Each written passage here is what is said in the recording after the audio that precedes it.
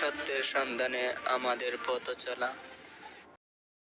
হযরত আলী রাদিয়াল্লাহু তাআলা আনহু নবীজি সাল্লাল্লাহু আলাইহি সাল্লামের দরবারে হাজির হলেন।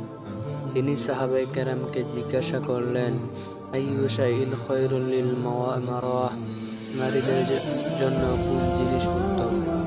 সাহাবায়ে কেরাম চুপ রইলেন, কোনো উত্তর দিলেন না। অতঃপর যখন আমি ঘরে যাই তখন ফাতেমা রাদিয়াল্লাহু তাআলা আনহুকে প্রশ্ন করলাম।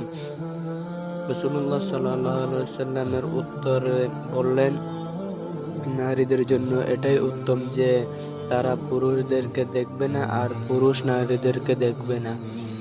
হযরত আলী রাদিয়াল্লাহু তাআলা আনহু বলল, আমি ফাতেমা রাদিয়াল্লাহু তাআলা আনহুকে এই উত্তর রাসূলুল্লাহ সাল্লাল্লাহু আলাইহি ওয়াসাল্লামকে শোনানোর সাথে সাথেই বলল, হ্যাঁ, আমার ফাতেমা যেটাই বলছে সেটাই সত্য, কারণ সে আমার একটি অংশ।